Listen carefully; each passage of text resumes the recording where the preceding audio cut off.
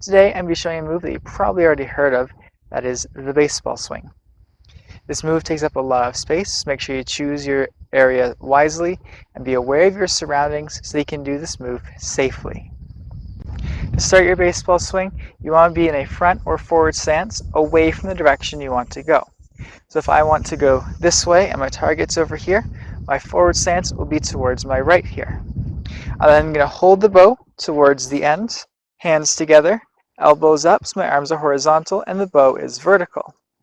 From here, I'm going to bring my right foot to my left and then step out with the left. My hips are still facing towards the right. But now I'm going to bring the bow down and swing it over to my target.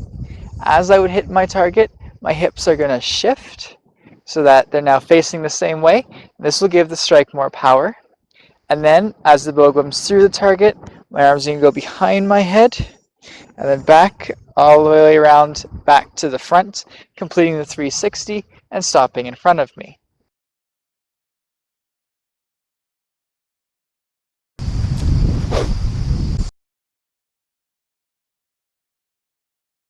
One thing to keep in mind, you don't want to choke too high up on the bow. Otherwise, when you go to do your strike, it's going to hit you across your front here.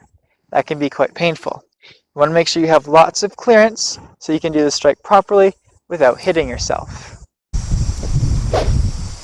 There are two main ways to end this strike. The first one is simply to stop it directly in front of you. This shows that you have a lot of control over the weapon. The second one is instead to flow directly into the next strike. This second variation can make your move look more flowy as you go straight from one move into another without stopping.